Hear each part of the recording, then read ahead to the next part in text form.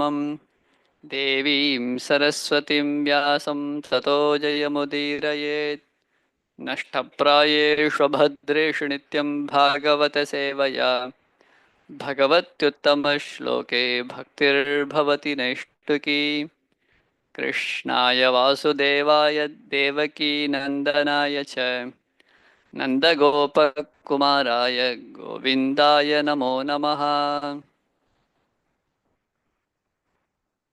Reading from Srimad Bhagavatam, 7th Canto, Chapter 3, Text 2.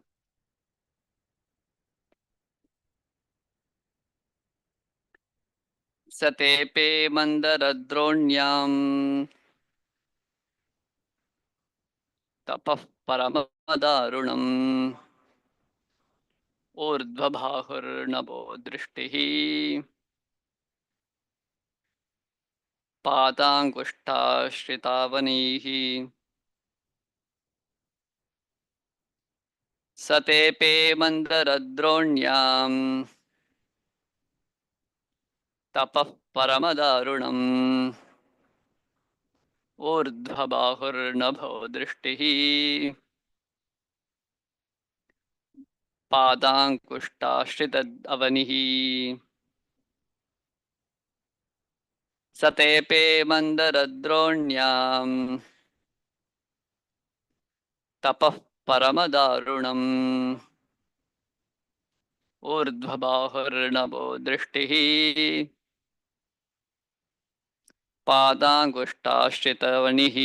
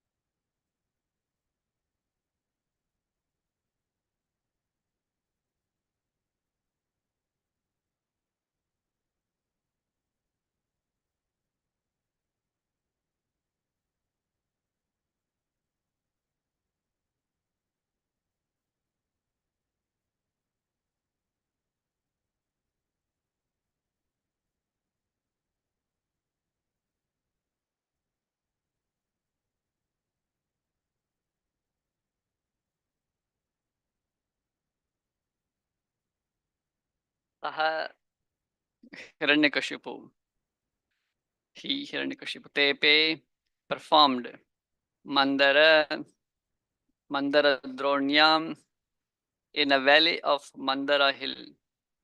Tapaha, austerity. Parama, most.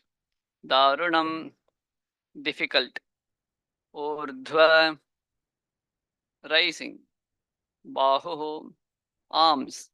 Nabha, towards the sky. Drishtihi, his vision.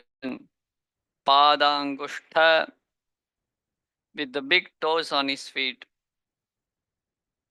Ashrita, resting upon. Avanihi, the ground. Translation by His Divine Grace, A.C. Bhaktivedanta Swami Srila Prabhupada.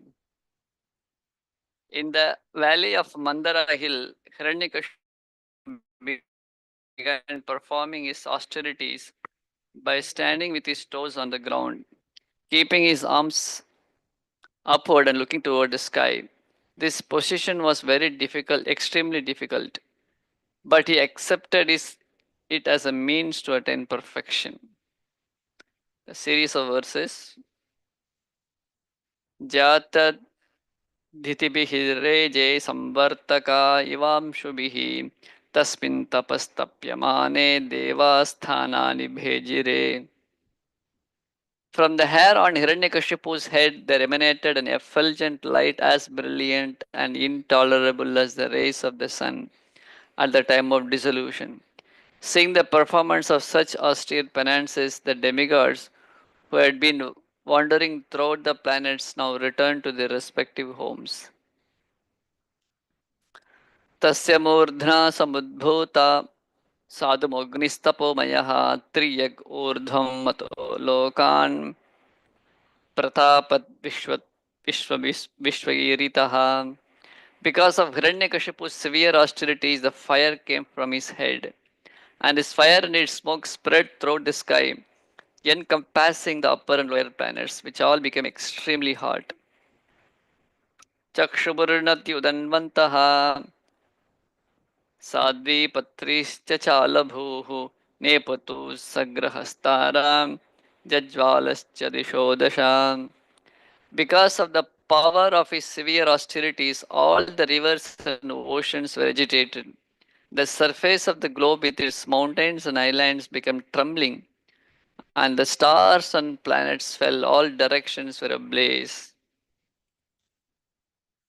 तेन तप्तादिवं त्यक्त्वा ब्रह्मलोकं ययुः धात्रे विज्ञापयामासु देवदेव जगत्पते दैत्येन्द्रियतपसा तप्ता दिवि स्थातुं न शक्नुमः. Scorched and extremely disturbed because of Hiranyakashipu's severe penances, all the demigods left the planets where they reside and went to the planets of Lord Brahma, where they informed the Creator as follows: O Lord of the demigods, O Master of the universe, because of the fire emanating from Hiranyakashipu's head, as a result of his severe austerities, we have become so disturbed that we could not stay in our planets but have come to you. तस्य चोपर्षमं भूमं विदेहि यदि मन्यसे लोकान् न यावत् नेक्ष्यन्ति बलिहारस्तवाभिभुः. O great person, the chief of the universe, if you think it proper, kindly stop these disturbances and to destroy everything before all your obedient subjects are annihilated. तस्यां तस्यायां किल सङ्कल्पश्चरतो दुश्चरं तपः श्रूयतां किं न विदितस्तावतापि निवेदितम्. Hiranyakashipu has undertaken a most severe type of austerity. Although his plan is not unknown to you, kindly listen as we submit his intention.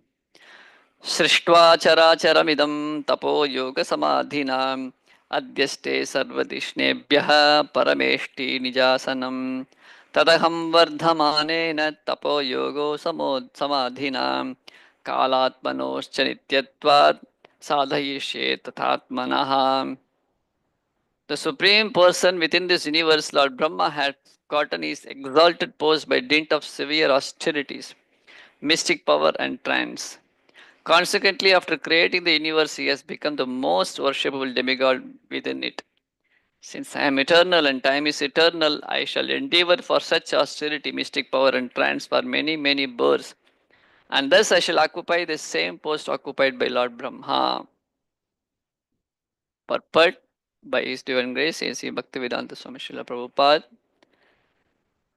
Hiranyakashipu's determination was to occupy the post of Lord Brahma, but this was impossible because Brahma has a long duration of life. As confirmed in the Bhagavad Gita, Sahasrayuga Vryantam Maharyad Brahmano Viduhu, 1000 yugas equals 1 day of Brahma. The duration of Brahma's life is extremely great, and consequently, it was impossible for Hiranyakashipu to occupy the post. Nonetheless, his decision was that since the self Atma and time both are eternal, if he could not occupy that post in one lifetime, he would continue to execute austerities life after life so that sometimes he would be able to do so. Hare Krishna. ॐ अज्ञानतिमिरान्धस्य ज्ञानाञ्जनशलाकया चक्षुरुन्मिलितं येन तस्मै श्रीगुरवे नमः। श्रीचैतन्यमनोभीष्टं स्थापितं येन भूतले स्वयं रूपः कदा मह्यं ददाति स्वपदान्तिकं। वन्देऽहं श्रीगुरो श्रीयुतपदकमलं श्रीगुरुन् वैष्णवांश्च श्रीरूपं साग्रजातं सहगणरघुनाथान्वितं तं सजीवं साद्वैतं सावधूतं परिजनसहितं कृष्णचैतन्यदेवं श्रीराधाकृष्णपादान् सहगणललिता श्रीविशाखान्वितांश्च। हे कृष्ण करुणा सिंधो दीनबंधो जगत्पते गोपेश गोपिका कांत राधा कांत नमोस्तुते।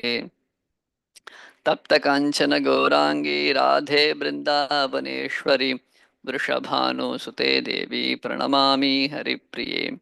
नमो वं विष्णुपादाय कृष्णप्रेष्ठाय भूतले श्रीमते भक्तिवेदांत स्वामिन्निति नामिने।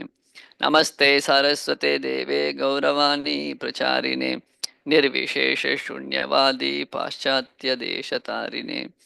वाञ्छाकल्पतरुभ्यश्च कृपा सिन्धुभ्येव च पतितानां पावनेभ्यो वैष्णवेभ्यो नमो नमः। जय श्री कृष्ण चैतन्य प्रभु नित्यानंद श्री अद्वैत गदाधर श्रीवासादि गौर भक्त वृंदा। हरे Krishna Krishna Krishna Hare Hare Hare Ram Ram Ram Hare Hare. Hiranyakashipu plans to become immortal. Sate bandadroಣ್यं तपः परमधारुणम् ऊर्ध्वबाहुर् नभो दृष्टिः पादाङ्गुष्ठाश्रितावनिः. In the valley of Mandara hill, Hiranyakashipu began performing his austerities by standing with his toes on the ground, keeping his arms upward and looking towards the sky. This position was extremely difficult, but accepted it as a means to attain perfection. Hare Krishna.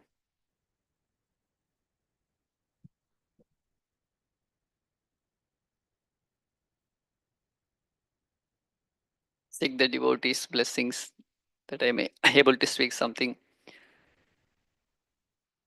in line of Srimad Bhagavatam in the mood of the Acharyas. So, the seventh canto of Srimad Bhagavatam, very interestingly, it is coming at the time of Narsimha Chaturdashi, we are going to soon celebrate. So, Hiranyakashipu's plan to become immortal, his austerities. So, this Hiranyakashipu's austerity, he is standing with his uh, a difficult asana with his toes and raising his hands upward, looking at the sky. In one sense, his determination to achieve whatever he wants to achieve is so powerful. In fact, he knows that his lifetime is not sufficient to attain what he wants to achieve. But still he is determined. It is said in the Shastras that when a person wants to do dharmic activities, he should consider that he is going to die in next moment. So he should not postpone that. Okay, I'll be a righteous person after 5 years. Now I am young. I have to learn a lot of things. I want to stabilize myself. Later I will become a good person. So sometimes this excuse we get. So I will become later some good person. But one should think that I am going to die next moment when you perform the dharmic activities or devotional activities. At the same time, when a person wants to do some things like study of the Shastras, those things which are very, very difficult to achieve, that time you should think that I'm going to live forever. Like you want to complete Srimad Bhagavatam or Chaitanya Charitamrita, you want to study Shastras.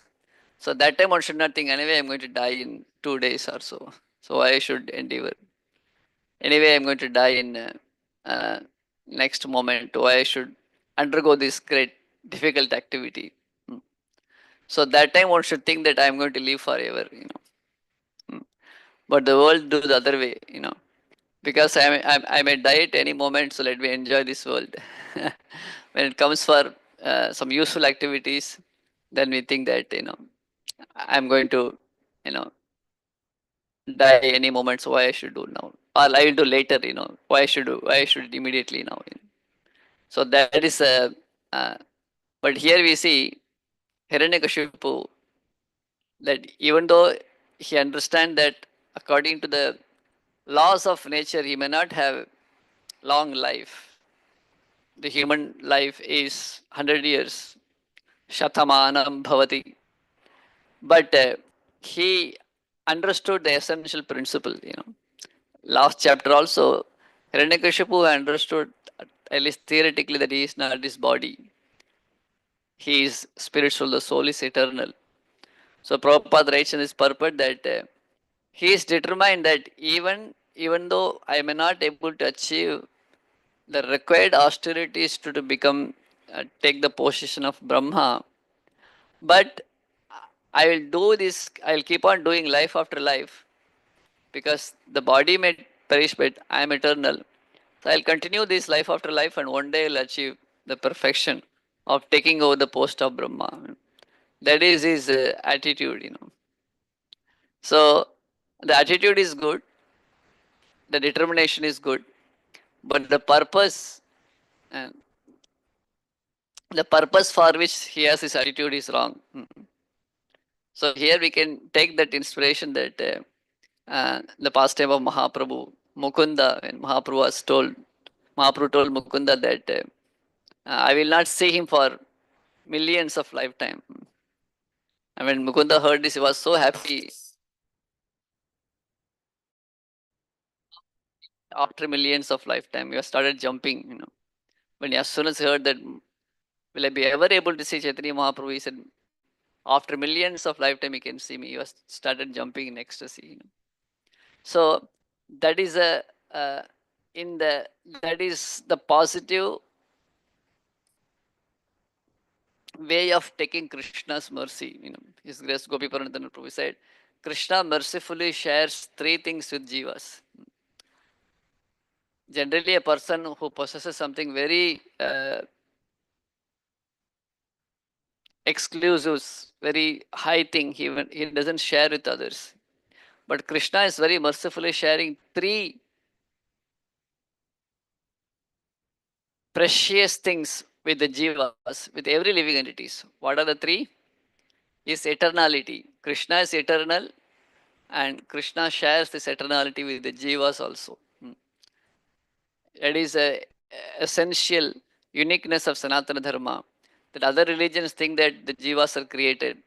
One time we are created, and then we will die. You know. So Krishna creates, or the God creates. That's their understanding.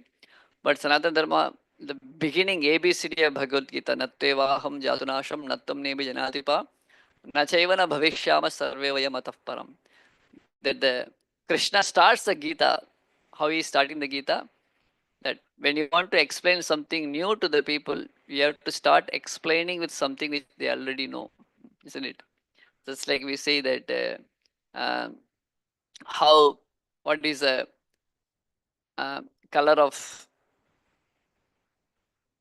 a peacock? Then we say we show a cloth which is blue in color, and we show them this is blue color. Like this, you know, the children we teach, like this blue color is peacock's color, you know. So whatever they know, and then using that we teach the unknown things, you know. So Krishna in the Bhagavad Gita, he did not speak about himself at all. You know, just Arjuna was in so much of delusion, so much of difficulty, anxiety. Somebody is in so much of distress come to you, and you want to counsel them. And if you start talking about yourself, you know, the person get, you know, I just want to come and solve my problem. He's talking about himself all the time. We get bored, correct? We make put off. So when Arjuna in that condition of his difficulty. Shyashteham shatimam tvam prapannam. Yes, yasreyasham nishidam bruhitanme.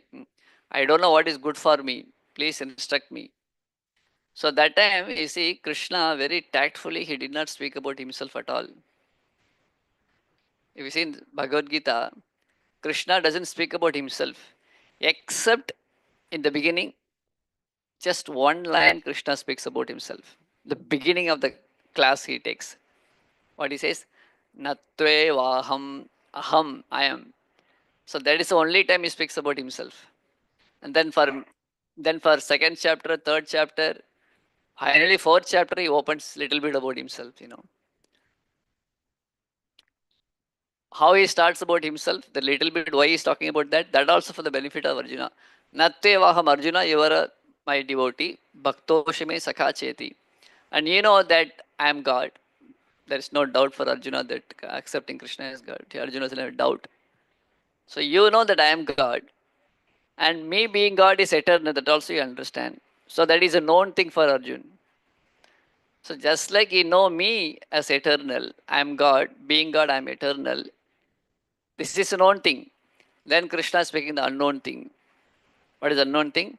Similarly, you, Natvevaham Jatu Natvam, you, Ne Ime Janadipa. Ime Janadipas, all these kings, they are also eternal.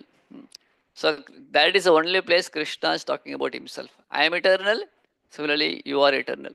After that, when this is established, then for next many verses and sections of Gita, Krishna is talking about Arjuna. In the name of Arjuna, is talking about all of us. So when a person is in distress, if you speak about the other, if you speak about that person's greatness or his glories or his uh, you know uh, abilities, he become happy. Correct? He become very convinced. Oh, I can do something. So rest of the Gita, I mean the rest of the chapter of second chapter, Krishna is talking about who? Arjuna. Arjuna means what? He being the soul is eternal. Na kledayantya apo na shoshayati maruta. Uh, So he talks about the Atma and the nature of the soul. And Krishna is so convincingly and is so much of logic and argument establishing that the Atma is eternal, the soul is eternal, isn't it? So that gives so much of energy and boost and conviction that Arjuna is not coming out of the delusion. Oh, I'm going to die, they are going to die. So Krishna so tactfully talking about us in the Gita. So that is his magnanimity. And what he is talking, he is giving us a good news that I am sharing my eternality with you. Just like I am eternal, you are also eternal. So that is what Krishna is sharing with us. This is only we can get from Bhagavad Gita, uh, not from the other sub-religious, books. So that is, but that thing is ABCD or beginning of the spiritual life. So here even Hiranyakashipu understood that since I am not this body, I am soul. So Krishna is mercifully sharing that eternality with Jiva. For what reason? So that we can together we can be happy. But Hiranyakashipu taking that as an advantage to do the opposite thing. So imagine that uh, a father wants to share his wealth, but taking that wealth and you want to kill the father. So that was and the rare knowledge was uh, given to Hiranyakashipu that we are not this body, we are the soul. And he got the determination by understanding this. Even the body dies, life after life, I can keep trying and achieve perfection. That's supposed to be spiritual perfection. But Hiranyakashipu, he is endeavoring for all these things in order to achieve the position of Brahma. That means he want to take over eventually he want to take over the position of Lord himself. So that hurts the Lord. So that is a perverted, like Prabhupada says, that the position of Jiva is that we are neither enjoyer nor competitor to the Supreme Lord. We are just cooperator with the Supreme Lord in his enjoyment. By cooperating with Supreme Lord, we actually enjoy the real bliss. So that Krishna shares. And what are the other things Krishna shares with us? Uh, his being conscious or his knowledge.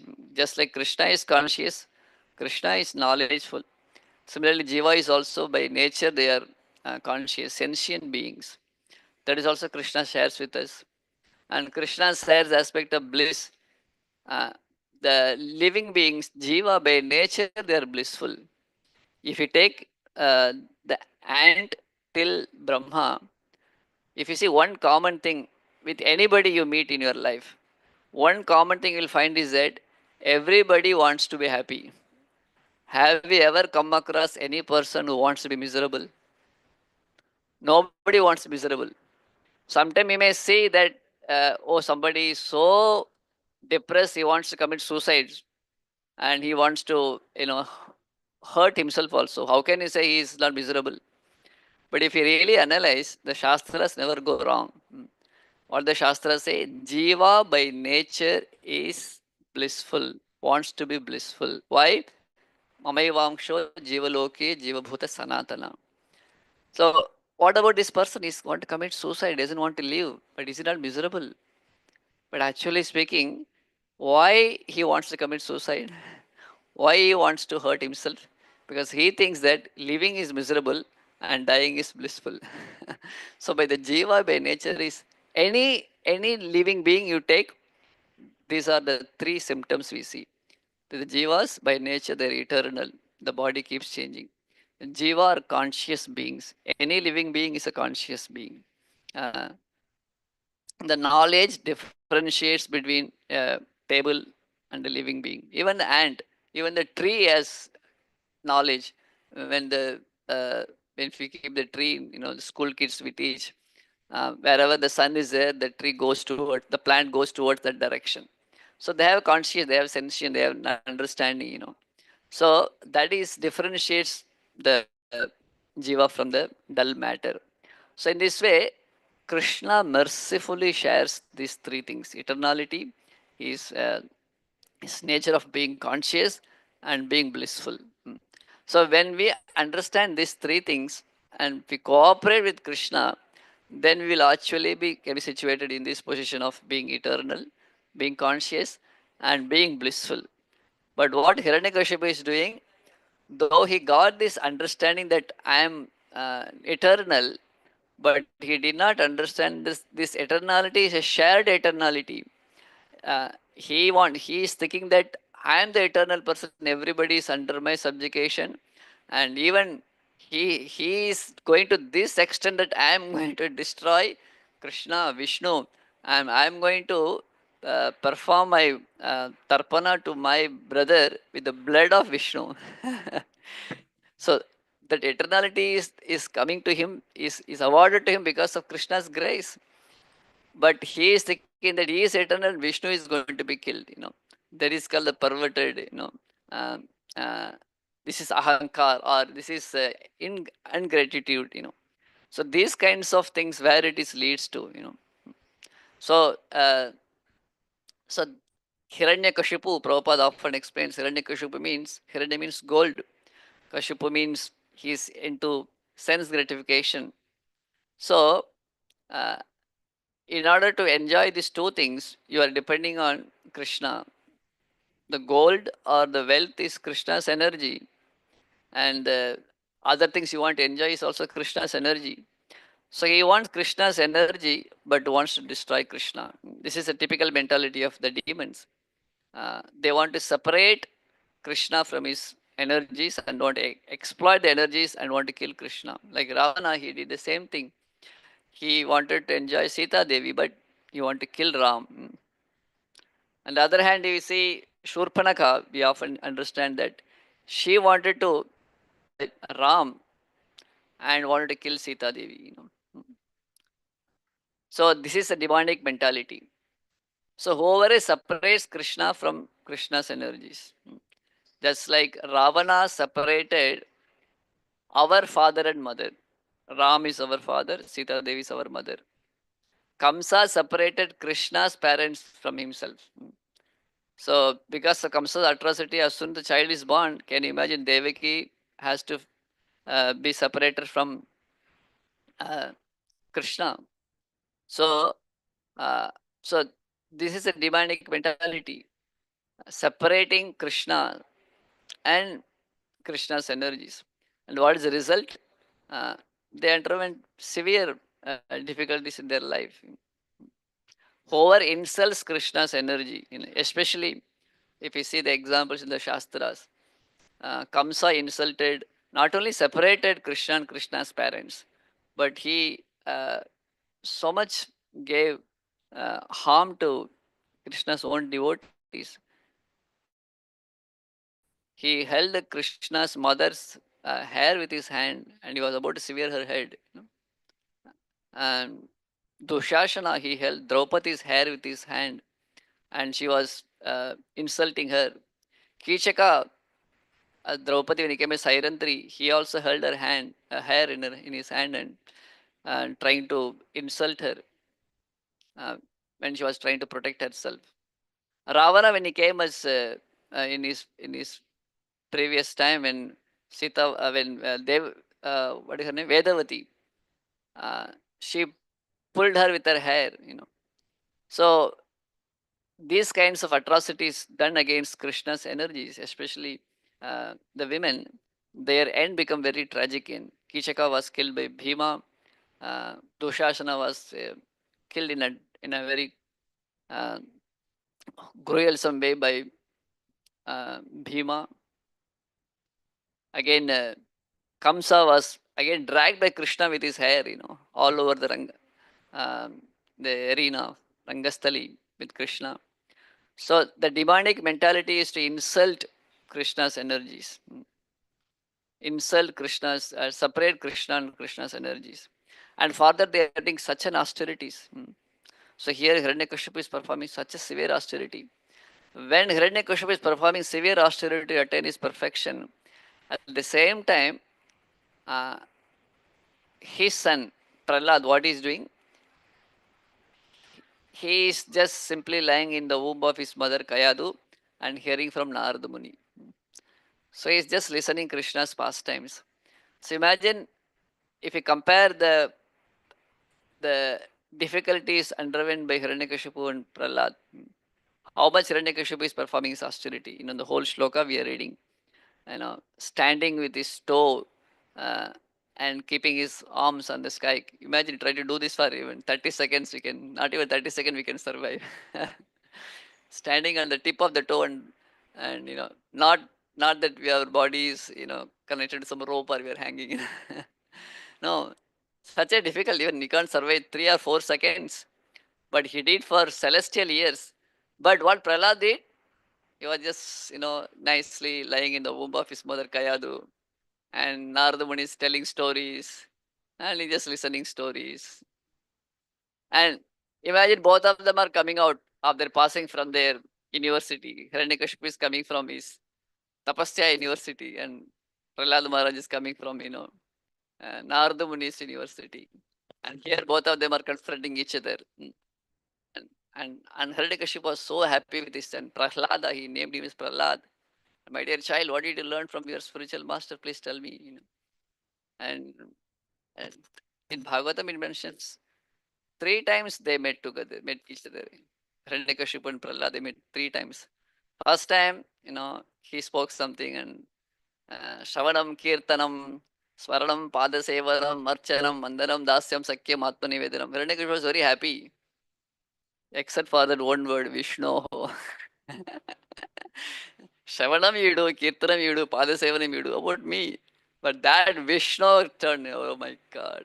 Shavanam Kirtanam Vishnu, what is this nonsense, He could not tolerate. Before that he said, that sadhvanye suravadya dehinam sada samudigna asad sada samudigna diyam asad grahat hitvatnapatam grihamandakupam manam gatoya dharimashrayate.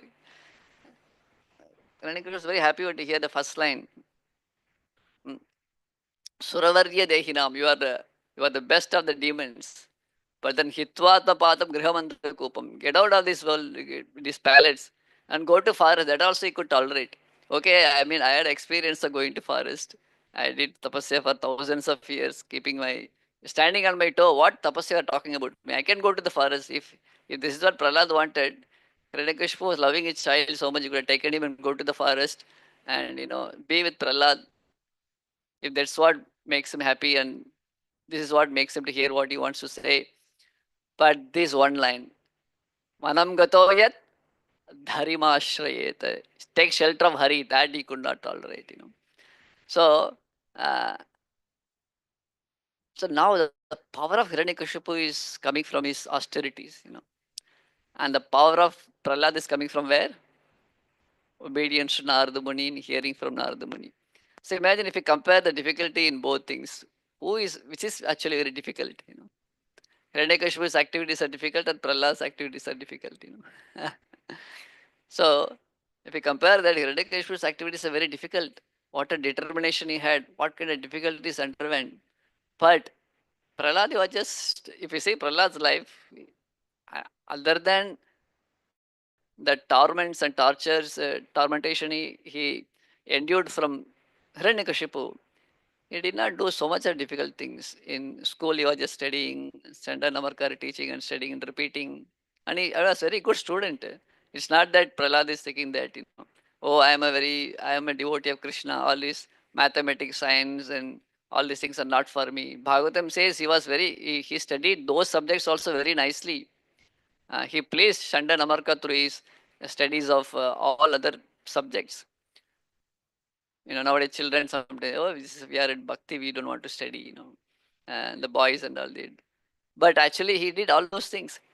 So he was very happily, he was studying and he was happily absorbed in Krishna's smaran all the time. But here, Hiranyakashipu endure all kind of climate, heat, cold, rain. Here, something like a particle of Hiranyakashipu's tapasya, the heat we are enduring. At least I'm having a little tough time this time. So, uh, but the austerity is the difficulty what we are enduring is actually nothing compared to Hiranyakashipu. But the result what they got, the Hiranyakashipu's powers that he could, all the benediction what he got, and what Prahlad benediction is it? Prahlad is promised that you will not uh, you will not die inside, outside. You will not be killed, in the sky or the land. There's nothing Prahlad got any assurance. Krishna doesn't give any assurance in the Bhagavad Gita that, if you surrender to me, you will be free from all. You will be free from all the uh, temporary miseries of the material world. Also, the other day, some devotees explained that matra sparashastu kaunteya, that you have to tolerate. But Hiranyakashipu doesn't have to tolerate, because if he wants winter during summer, winter will come. So he doesn't have to tolerate, because already tolerated during the tapasya process.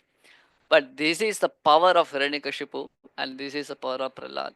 The power coming from one's own endeavor, power coming from one's own egoistic activities, which is against the will of the Lord. And here is a power coming from the simple process of devotional service. And when these two power meets, which power uh, becomes victorious? That's what the whole seventh canto is unfolding to us.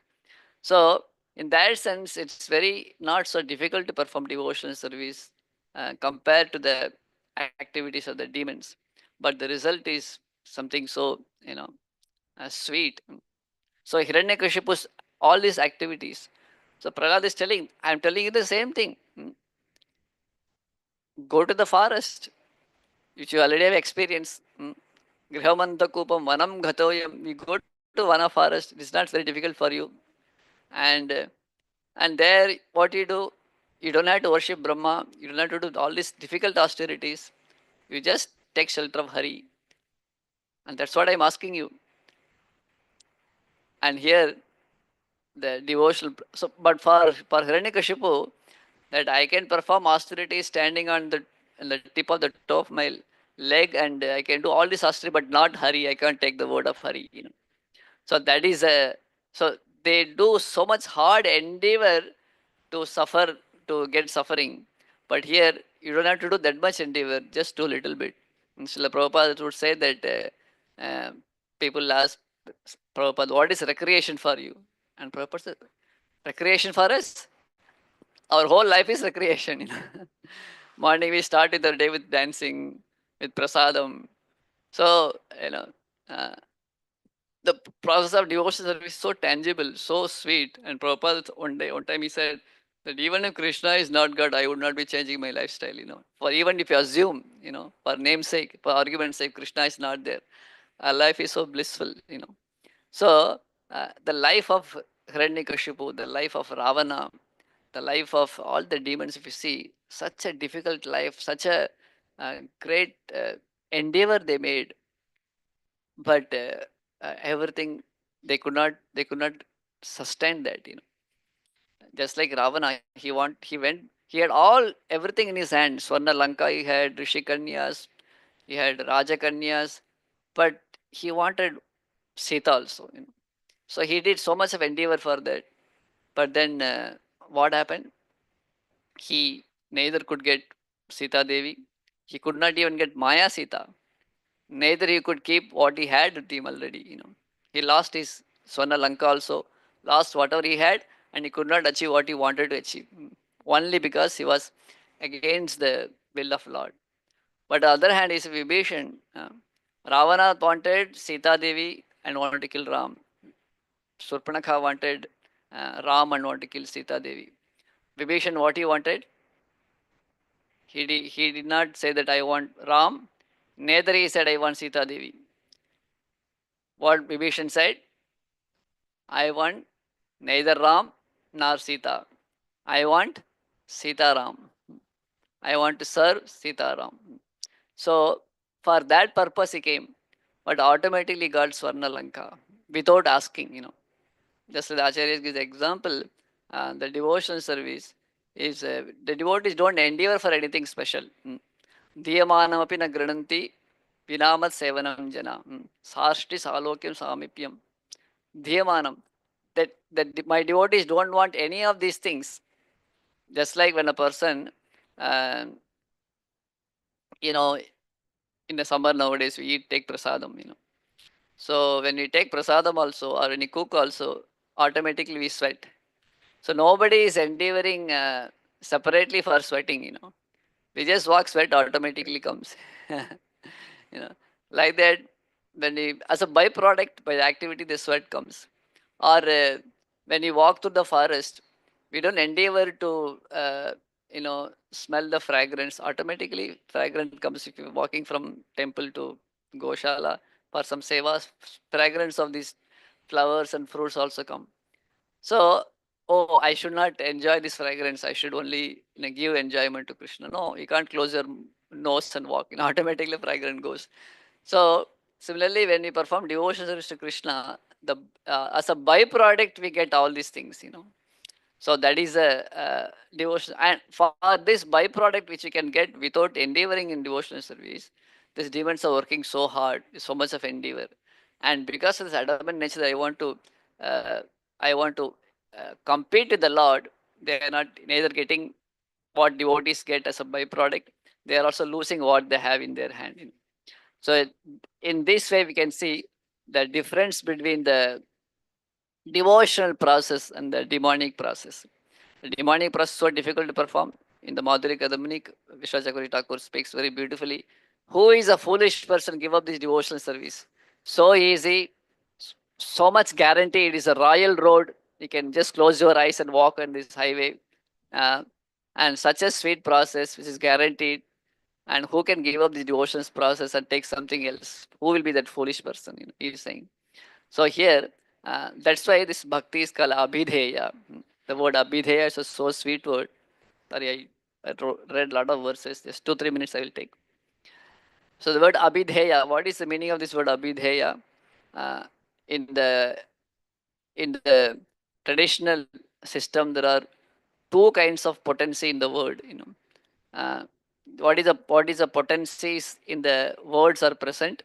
Just like if I speak the word spectacle, the spectacle is a word have the potency to represent this particular article. It can denote this article. That is a Shakti in the word. If I say the word Kartal, that Kartal word has a potency to reveal this particular object. So that is a potency in the word. The potency in the word Shakti is it reveals the corresponding object. This potency is divided into two potencies. The word has two kinds of potencies. Some word has a potency called Abhidha Shakti. That means directly it will denote what it denotes. Kartal mean you don't have to think, oh, it could be a tree or something. Kartal means it is this particular object. This is called direct potency the word has. Sometimes the word have a different kind of potency.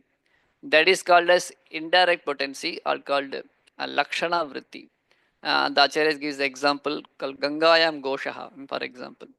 The uh, the village on Ganga, So if you say that, how can village be on the Ganga? Ganga means the Pravaha. Yamuna is a Pravaha. So Gangayam Gosha, how can you say river village can be on the water of Ganga? It'll be plunge into the water. So what does it mean is that here the word Ganga doesn't refers the Abhidha Shakti of the Ganga. Anybody, even child knows Ganga means the flow of water. Yamuna means the flow of this sacred water. But here the Ganga word doesn't exhibit its Abhidha Shakti, direct Shakti.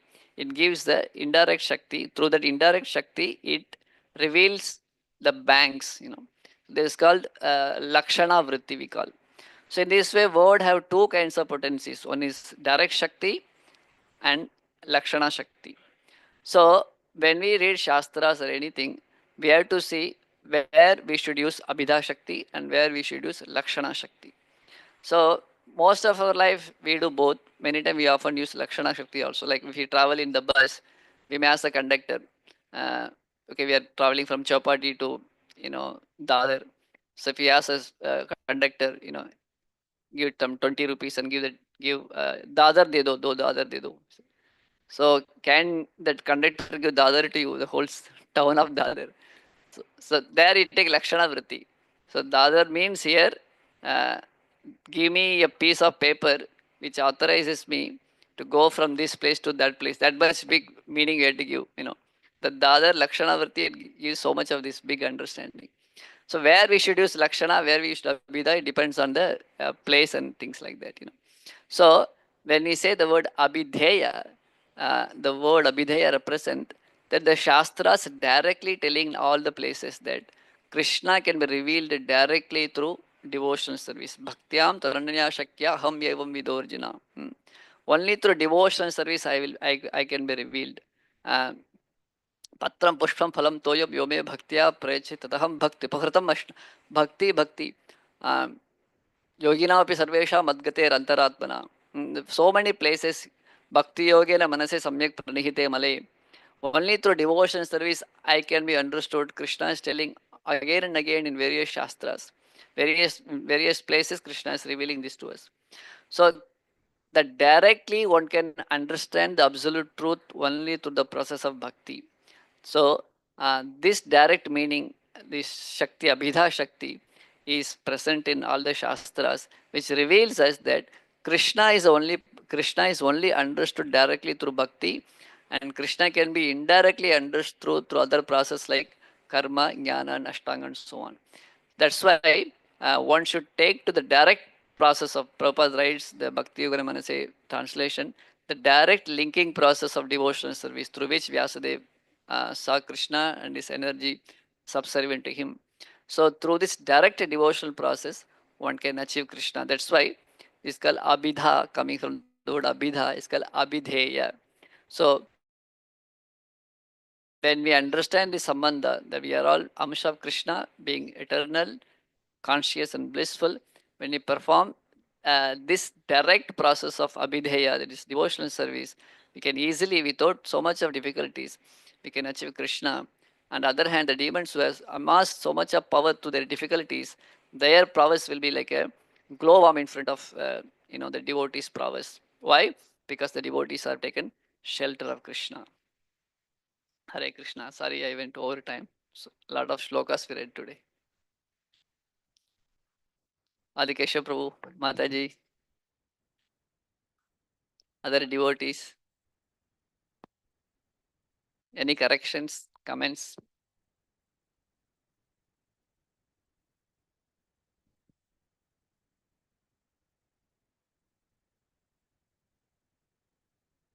Hare Krishna, Prabhu. Hare Thank you. Krishna. That Abhita and Lakshana, that was very interesting. Uh, Similarly, in this pastime of when we are reading the shlokas, all these 10 shlokas which we read, here also in the last shloka, it is the demigods are saying to Brahma that Hiranyakashipu is going to take your post. Ah, So hurry up fast. yes. So just thinking that in previous some of the shlokas and also in the future also, it never appeared that Hiranyakashipu was desirous of Brahma's post. Then why demigods are enticing Brahma by saying that he is going to occupy your post? Not entice, sorry, inciting. Uh-huh.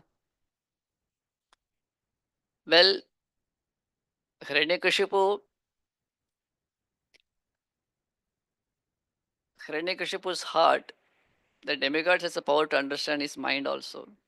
The demons are never satisfied, you know, subservient to anybody, Uh, He even saying that why I am worshipping Brahma because Brahma has the power to give me benediction.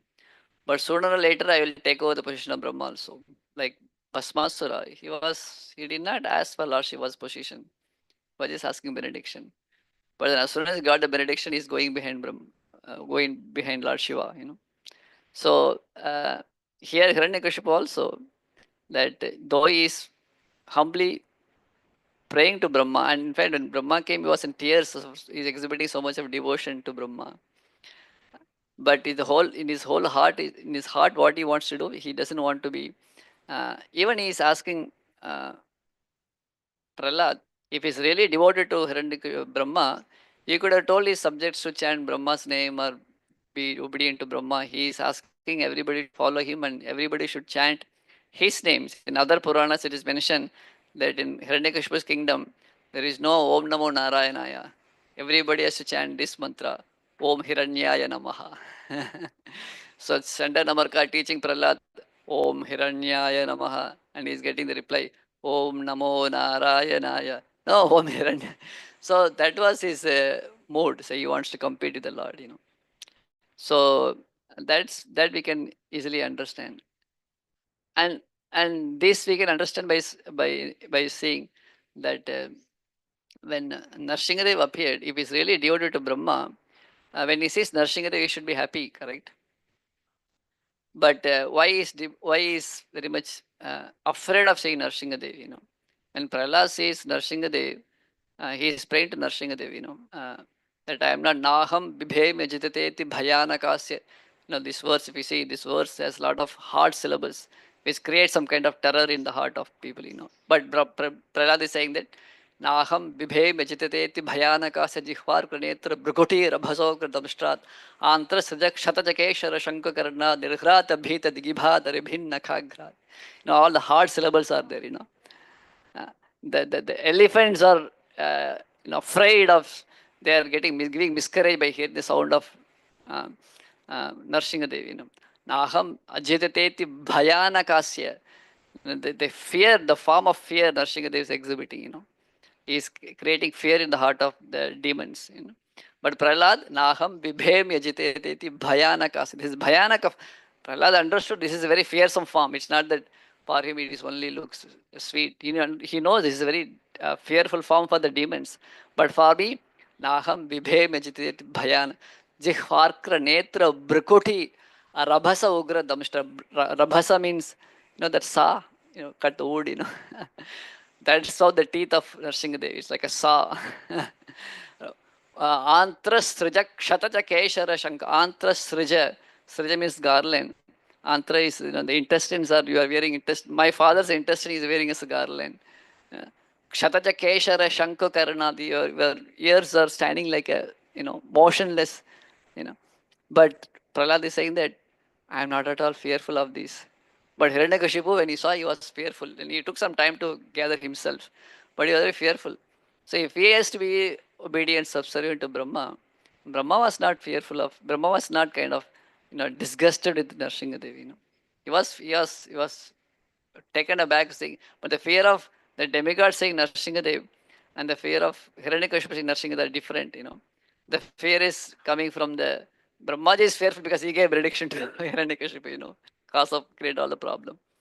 But Hiranyakashipu is fearful of here, the Lord Vishnu and Hari. So if he has been devoted to Brahma, he would have not become such kind of feeling towards Narsinghadevi. These are some thoughts. So he was actually wanted to have the post of Brahma. You are saying that? Yeah, that's what Acharya is saying. Okay, Hare Krishna.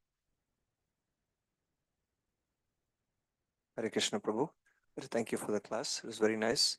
Prabhu, so you mentioned a point that we should not directly ask Krishna, but then we get these as a byproduct. You had made that point. So let us say that we are, we want something for ourselves at the same time. Also, we want to use those resources in the service of Krishna. So what are we supposed to do? Are we supposed to in that, because once on one side we hear we should we should say prayers, because although Krishna and Radha know, but then it's good to always come out and from our heart. But on one side, like you said, we are hearing that we should not ask. So what should be the correct approach? Yeah, uh, one time, one devotee in our society he wrote to Prabhupada writing letter. I want. Can you please give me permission that I can worship Ganesh? Uh, so because he was getting a lot of donation and all. So somebody said that if you worship Ganesh, you'll get money. So he wanted to bring a lot of money and want to use in Krishna Seva. Prabhupada wrote back, if you can get every day $10,000, you can worship Ganesh. Something like $10,000, something, I don't know exactly the amount. Indirectly saying that you're not going to worship Ganesh. So of course, regarding demigods, we can worship demigods as a servant of Krishna when it is when we happen to come across demigods. We don't take demigods prasadam. Those things are there. We can worship Ganesh, Shiva, but we don't take Lord Shiva's prasadam or Ganesh, even if it is offered to Vishnu and offered to them. We have to avoid demigods Maha prasadam also. So so we don't ask even the material thing, even if it is utilized in Krishna Seva, if you have a difficulty with that, like Gopi Pranathan Prabhu said that don't stick your finger into the ghee if you think that it is going to stick in your finger, unless you have proper lubrication. Don't put your finger into the sticky subject, because it may stick to in your hand also. So one should be careful. Uh, one can ask anything and everything. Like Narada Muni was taking care of Kayadu. Prabhupada writes in that purport that yeah, sannyasi is not advised to be alone with the women. But Narada Muni has a power; he can do this, but not that you should imitate him. Others should. Oh, if I preach to these women, influential, I can bring so many people in devotion service. But that shouldn't be done by everybody. Uh, so one should be careful. That's why we have the Varnashrama system, Brahmachari, Grihastha, Vanaprastha, Sannyas, that we have to deal with the material world, but deal with the material world according to your adhikar. So brahmacharis utilize, what is Varnashrama basically means? Varnashrama means engaging our conditioned nature and engaging these material resources appropriately in service of Krishna. That's a very simple term Varnashrama means. Use the world, use my nature in Krishna Seva. So who should use, how should use? That is this gradation given. Varna based on your occupational duties, ashrama based on the stage of life. So in this way, one should carefully use. This is the guidance coming from Varnashrama. So sannyasi is not supposed to meet the kings. He is not supposed to meet in a wealthy person. Ramanujacharya says, I cannot meet Bitti Deva. He was a Jain king of Karnataka, influential king. If you would have met him, he would have a great thing. But he said, I cannot meet. So, Mahaprabhu, he said, I can't meet Prataparudra. So here is a if I get Prataprudra's favor, I can preach, I can expand Sankirtan movement in a bigger way. Mahaprabhu did not do it, and Ramanuja did not do it. But later they did it. But there is a caution given. So according to place, time, circumstances, how to use our nature, material resource in Krishna service, that guidance given to Varnashrama. And that the practical application of Varnashrama should be done by the proper guidance. So that is that's my, yes, Mataji. Adikesha Prabhu, please, you can also give your inputs. I'm just taking some theoretical thing without realization. Yeah, thank you Mataji, very much, oh, Prabhu. yeah. I mean, not some input. I'm just thinking about the current issue. There is a terror. And you said that even Hiranyakashipu was fearful. So now we have the holy name. I mean, what we can do? I mean, they are fearless. They are willing. They're willing to give their life to kill others, just on one basis, which says that in their shastra it is said that anyone who doesn't accept, it is pure devotional service for them to kill them. Just like for us, it is pure devotional service. For them, pure devotional service is kill. And you glorify, you enjoy, you're happy. So there is no fear. And we just have the holy name. Can we chant the holy name with this mood to that, please, my Lord, create some fear within their heart? Now you said, even it's a demoniac mentality. You said Hiranyakashipu became fearful.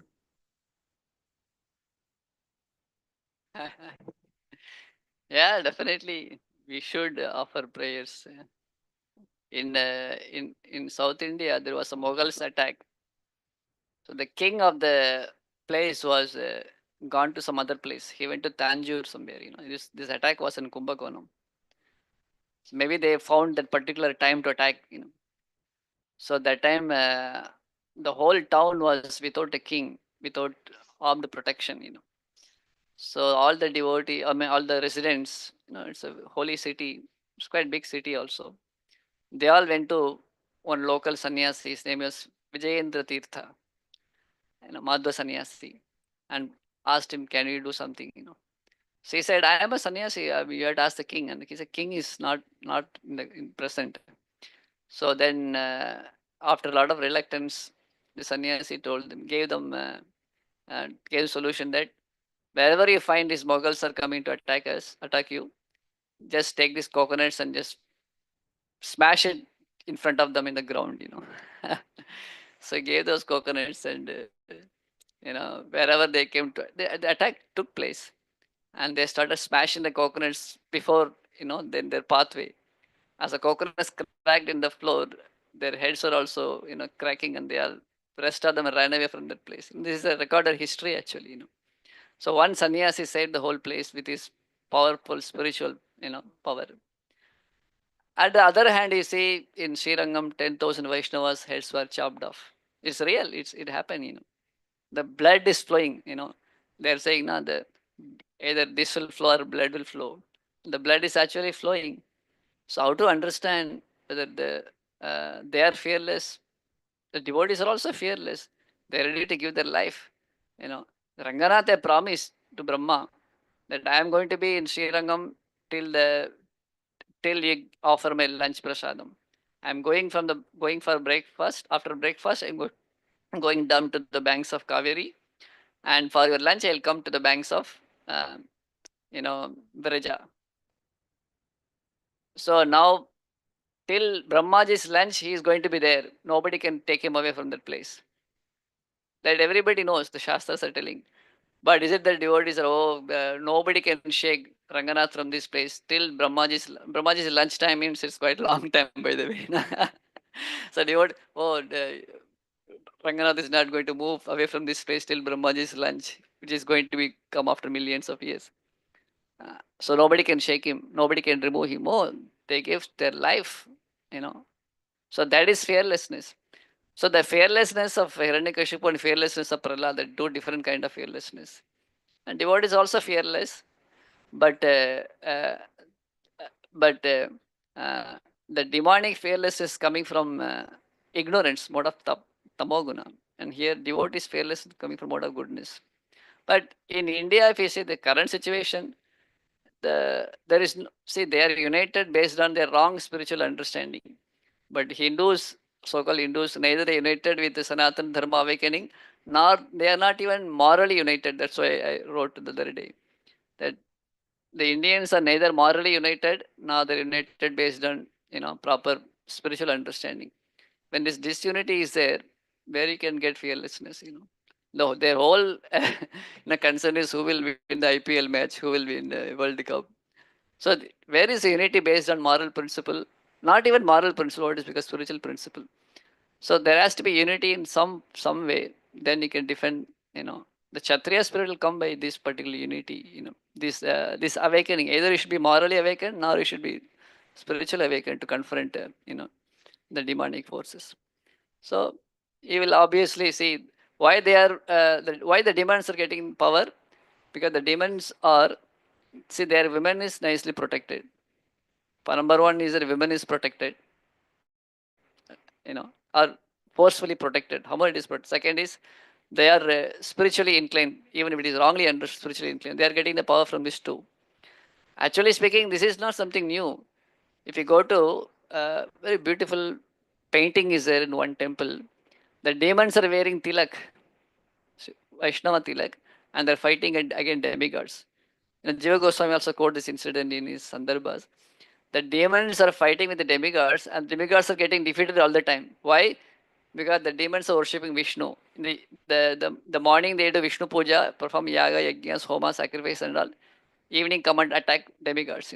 There's a fight going on. And demigods getting defeated all the time. So they went to Vishnu, please, what to do? The demons are, they're powerful.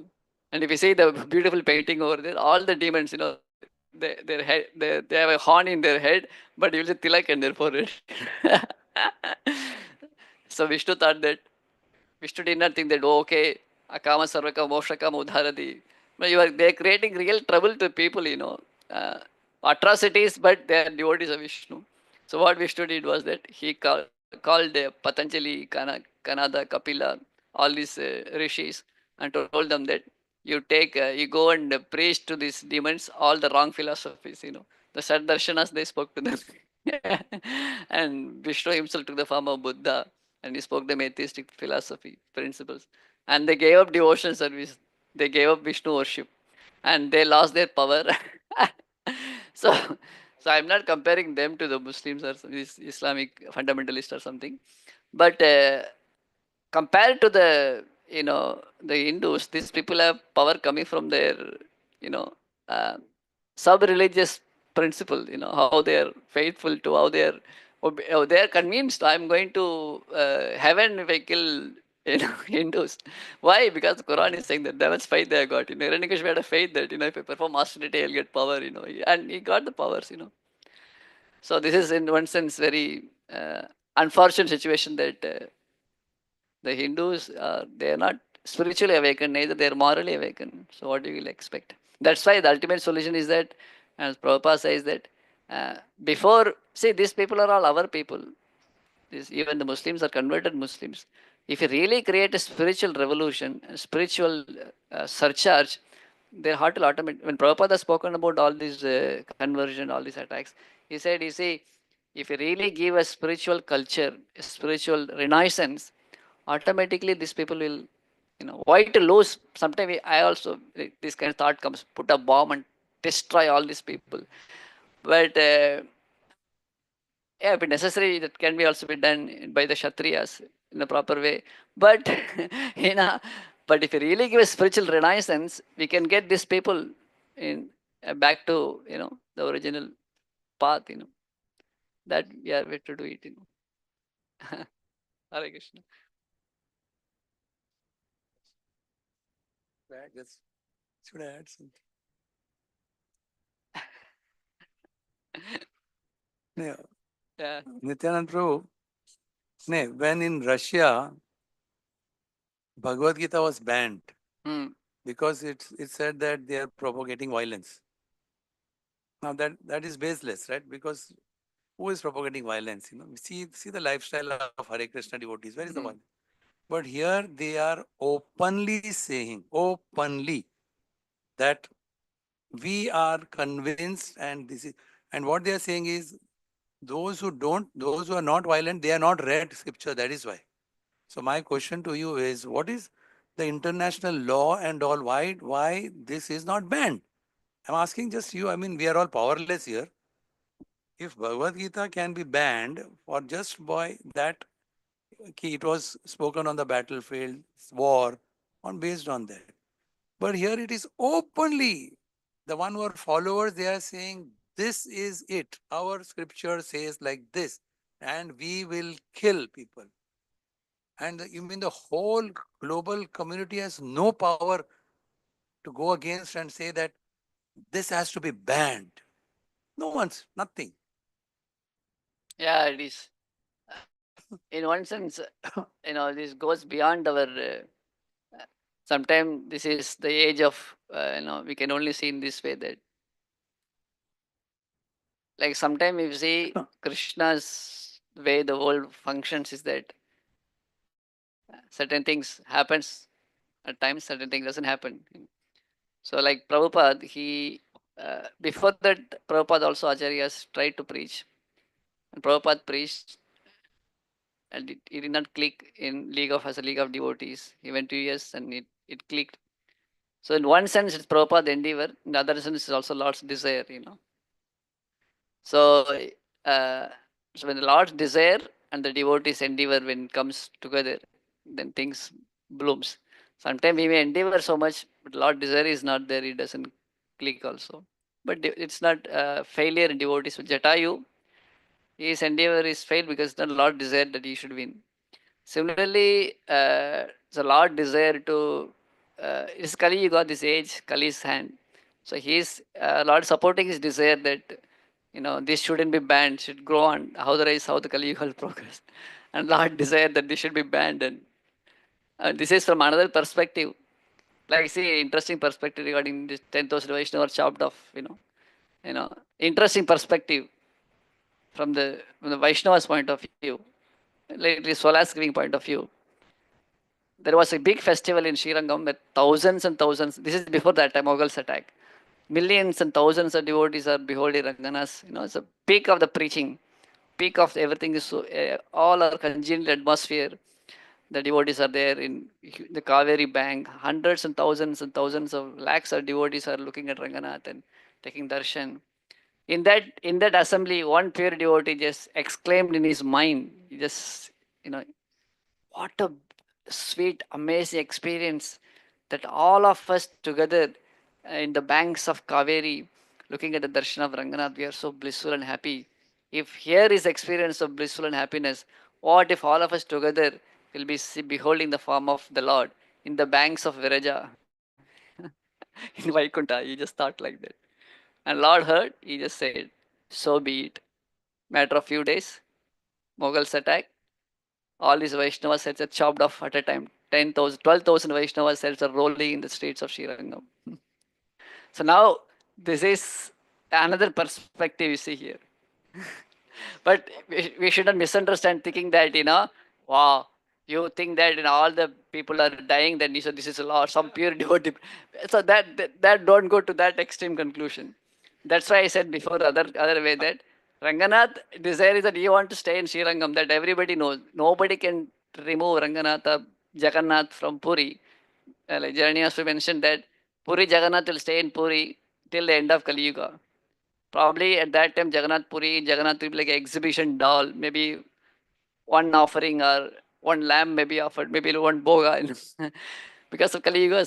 But he will be there, He cannot be removed. But tomorrow, if attack comes, oh, Jagannath will be there in Puri till the end of Kali Yuga. Shastra's mentioning. Why I should protect Jagannath, No, the devote. And he may think they are full. That Ranganath, nobody can remove him from Ranganath temple. He will be staying there. The Shastras are telling you don't have faith in Shastra. Why are giving your life to protecting these people?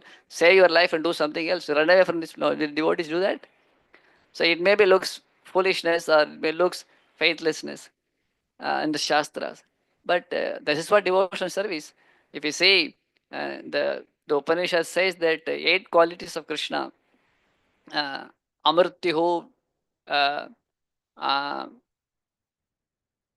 Krishna, when a person gets liberated, there is no death for him, there is no hunger, there is no disease. The Lord is beyond all these things. So Lord doesn't have hunger. He's Anandamaya Abhyasat. But Mother Yashoda will feel that, all the Mother Yashoda at least is in mode of, is in bhava. You think that Prabhupada, Ramanuja, Madhva, they doesn't know the Vedanta, that Krishna doesn't have any hunger. In liberated Jiva, when he goes spiritual world, he doesn't suffer from hunger what the people undergo suffering from material world. So why I should feed Krishna? The bhava comes means that if I don't feed Krishna, he'll be hungry. Every 8 times you're offering to Radha Vrindavan Bihari. He'll go hungry if I don't offer food. So, uh, uh, so these two moods, that if I don't protect Krishna, if I don't, who will protect Ranganath? Who will protect Jagannath? Who will protect Vrindavan Bihari? At the same time, when this happens, so Lord's will, 10,000 devotees at one time, he took them to Vaikuntha. So these two kinds of perspective will keep devotees in proper understanding that I should take action, and at the same time, when things happen, I can take it very in a proper understanding. So if you see these kinds of attacks, and since it is a time Krishna's desire, this is their time. We should understand that millions and millions of years, Satya Yuga, Treta Yuga, Dwapara Yuga, Sanatana Dharma is flying with flying colors. And here it is just little time, Kali Yuga, just even this 4,30,000 is like a small time. So this will happen, this is bound to happen. And I asked Hiranyas Prabhu, is it that Prabhupada said 10,000 years a golden age means that when ISKCON grows more and more, we will be seeing that there won't be any kind of modern difficulties and all. But he said that because Kali Yuga both will be there. There will be pollution, there will be demoniac upheavals will be there, and devotees will also be growing more and more. This is more, this is less.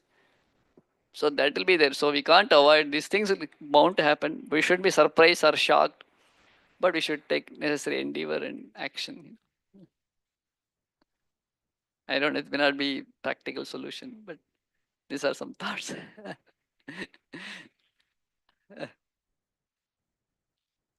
So at least it gives a lot of, okay, these 10,000 devotees are killed, but they all gone back to God by Krishna's desire. Hare Krishna. Thank you for your patience. Srila Prabhupada ki jai, Granth Srimad Bhagavatam ki jai.